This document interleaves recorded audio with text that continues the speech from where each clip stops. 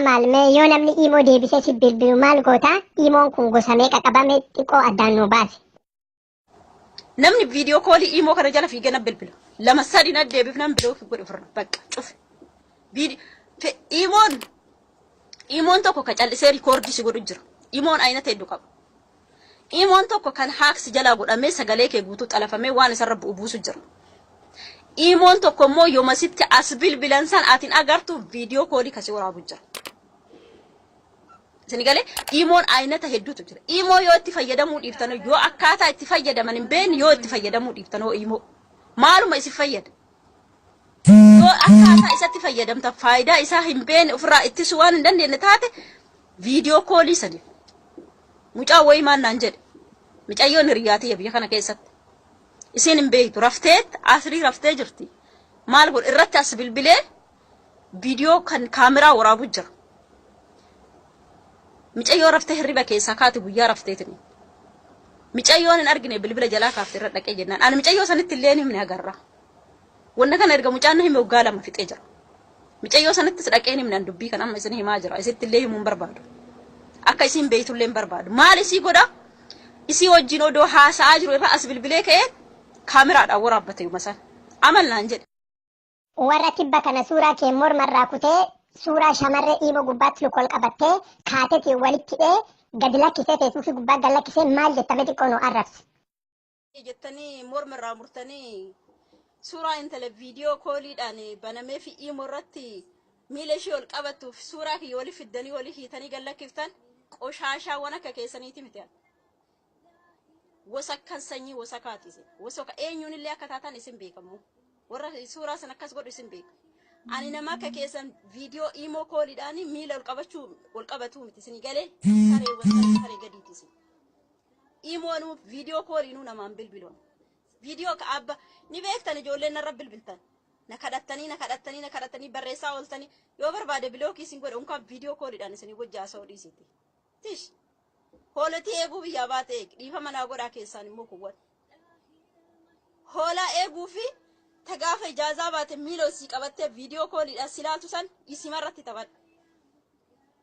Suuraa tokko immoo warii namootiin tokko hin jirta warii jedha warii waan baay'ee gaariidha. Ati maa akkas taatee suuraa kaate shaarmuu xaawwan agartanii suuraa itti kooppii godhanii mormarraa muranii irra kaayan. Suuraa biraatiyyuu miti kanuma piroofaayilii kiyyarra jiru kan. Akkasii kaatee maa gadhiifte suuraa kee maa akkas taate. Yoo dhiiraa wajjin arguu barbaaddan. Anatu isin argisiisa hojii dhaabadhee ka'e.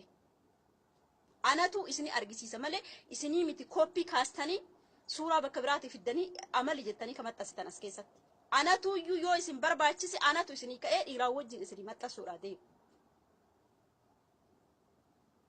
Abbaa fedhe yoo ta'e anatu hojii dhaabbatee ka'ee isinii maxxansa.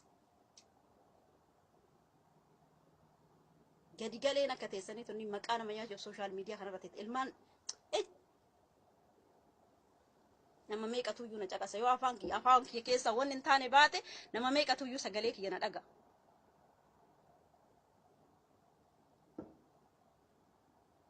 Hojii keessa yoo suuraa kiyya waan akkasii argitan taate fidaatii qabatamaan lafa godhaa kooppii kaaftanii kan isin beeka. Namootiin xiqqaatee jechuudha. Xiqqaatee waggaa 5 iddoo an jiru kana keessatti man an jiru kana keessatti na beeytan ijoolleen koyeeti. Warrootiin qarqaarsa birrii narraa fuudhuu dhuftan, warrootiin maallaqa koo kara baankii erguu dhuftan, warrootiin wantoota adda addaatiif ijoolleen koyeetiin keessa na beeytan. Eessa akka an ta'u akka ammana kafiila keessa jiru, eessa akka ammana kana keessa waggaa 5 kootiif as keessa ani soso'in na beektan. Ani shaarmuxaa akka keessaniitii miti kan maali baangaalliin taraarra deemtanii walaa baangaalli walaa Oromoo walaa Amaara guutuu isaanii waliin gaa'oltan guyyaa guyyaadha. Yoo jaaladhe dhiira tokkocha jaaladha. Isin hime yoo jaaladhe ilma tokkocha jaaladha. Akka keessan kaan bira bulee har'allee burusan bira bulee sanirra ijaazaa baa kanaan immoo bakka hojii jira jedhee olii gad deemaan oolu akka keessan. Irra caalaan keessan na beektan jedhee abdii qaba. Iddoo jiru kanaa waggaa 5f na beektan. Annama akka keessanii qoshaashaa akka keessaniiti miti. Waan biraatii miti mee anummaan barreeffama namaa wajji barreesseetiin tekstii namaa wajji godhe fida rikoordii kiyyamee waa'ee akkasii camlaaqaa akkasii san viidiyoo murtanii suuraan dhalaa biraarra murtanii kaa'uu miti. Mee kanuma sagalee makiyya mee bakka biraatii fidaa kootta. kolkolee akka keessanii kun immoo maqaa namaatiin daldaaluu hin dandeetu. Kolkoleewwan si jammar kolkoleedha. Isin beekamoo garee kam akka taatan hinaafan ganaa gubattan. Dhiira akkamii wajjin akkaan dhaabadhee deemuun argitan. Gaafsan immoo ganaa bishaan daffaa matarraa yookiin zayitii keessa seentan. Isin agarsiisuudhaa jira. Arguudhaa teettan. Ilma Oromoo wajjin malee yookiin ilma nafxanyaa yookiin akka isin jettan baangaalii wajjin hin deeman. Isin warri baangaalii jala oolu. Isin warri niqaaba uffattanii baangaalii masrii wajjin ooltan. Takka isin beeka. Takka dhalaa kuweetiin keessaallee eenyuun wajjin akka jiraatan takka isin beeka. Citii keessan guutuu beeka. Namni meeqa akka isin iffatee namni meeqa akka isin irraa buusu beeka. Yoon argitellee ilma Oromoo wajjin argita malee akka kee ibalu kana. Hiccitii kiyya waggaa meeqaaf soqaa turtanii suura makiyya barbaadanii amaliin kana goone arginaa kana goona maktaba keessa hin jiru. Mana kuweeti keessa jira. Koottoo barbaada. Ji'a tokkoon booda immoo tanaazila na fudhaa nan ba'a. Ala bayaa wal agarra. Gaafsan amala asii argina jechuun ni dandeettan. Immoota aqxaacaa keessan keessan deemu. Karaa isin irra deemtan irra immoo hin deemu. Naannoo isin keessa deemtan keessa immoo hin deemu. Isin galee? Eessuma jirti isin maan eessuma jirtiin arginaa asin bakki isin seeniin hin jirtan. Bakki isin suuraa kiyya dhiiraa wajji barbaadu. Maaluma isin galchi. Kana daldaalta kaayyoo kee. Keessaanuu namoota akkamitti suuraa kiyya barbaachaaf halkanii guyyaa sooliin keessan isinirraa dhumata.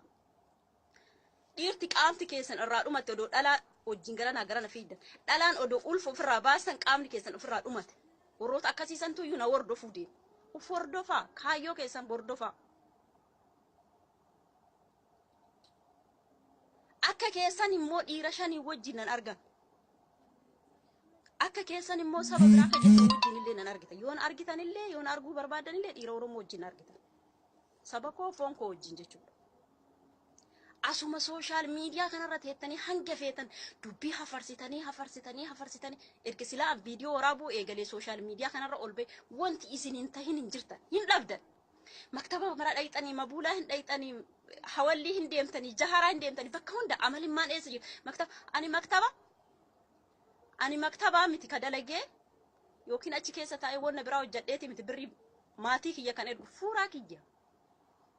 Fuuraa kiyya birrii xiqqaatullee birrii xiqqoo argadhee fuuraa kiyya san akkana ofirraa gaxxuruuree fuuraa kiyyaan argadha malee humna namaa irraa hojiitti ergee humna namaa irraa birrii fudhan taa'ee maktaba keessa. Hojii keessa soixan. Rakkina keessan bakka hunda deemtanii eessuma jirti laata isin maan eessa jirti ani lakunoo mana kuweetii jira yeroo muraasaan booda immoo inshaallah yoo rabbi fedhe hin ba'a alatti na agartan. Attamtay turee gaafsan. Duuba kiyya kaachaa suuraa kiyya kaaftanii gallakkiftan moore barbaadu yoo baangaalii hojii deebi isin ilaala. Ani immoo murka keessanii wanni hin dalagne hin jiru. Murka keessaniif wanni ani hin goone hin jiru. Waa'ee nama tokkoo waa'ee nama dhuunfaa irraa qaaqu maaltu si ga'e? Suuraa kiyya saba maaluma laata atumti maal barbaadde suuraa kiyya kooppii gootee suuraa nama biraa kan kol qabatu wali qabdee yoo suuraa kiyya poosti gootu maal barbaadde mee? Hawwiin kee maalidha? Hojii keessan qoshaashaawwan. Hanga feetan waan feetan taatan anarraa takka niqqaa takka narristan ani immoo mataa nama gadi qaqqabatu miti. Video calling tiisee hoolaa tiisuu baate wajji yeroo haasa'u qabu. Video calling yeroo tiisee hooloti tiisuu dhiddee baadiyyaarraa baqattee magaalaa dachaate wajji yeroo video calling haasa'u qabu taa'e. Yeroo iyyuu hin qabu. Bilbilaan haasa'u. Harka kiyyaan nan barreessa malee afaan yeroo haasa'u qabu. Naaf hin mijatu uf kabachisiisuuf jecha warra bira taa'u nama of godhuuf jecha hojjetoota hedduu wajji waan jirru akka jalilleen karbaanuuf ne jecha bilbilaan haasa'an yoo barbaade barreeffamaan haasa'u.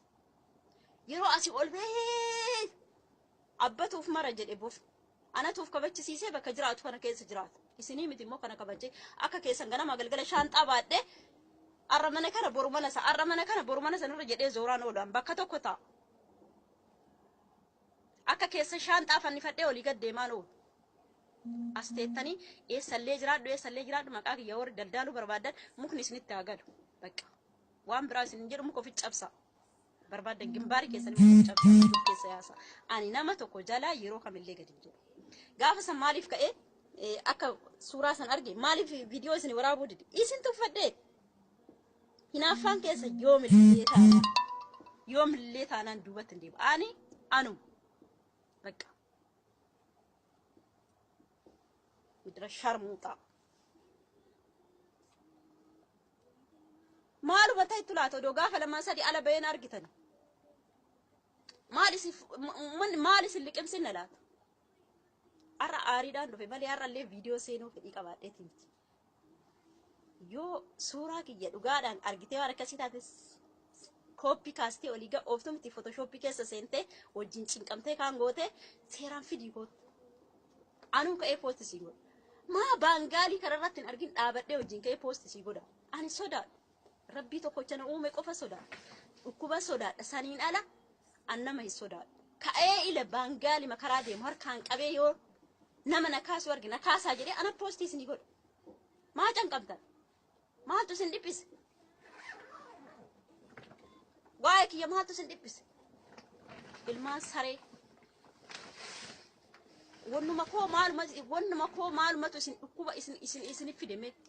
Maaltu isin daraare waa'ee kooti. Hin qaaneffadha seetanii. Takka immoo hin jirti qoshaashaa re'eetii suudhaaf biyyaa yaate asimaa suuraa akkasii kaatiin agartu. Namni hoolaatii sun arga. Namni hoolaatii sun namni bilbila gaafa tokko argee hin beekne yeroo sadi dhaala.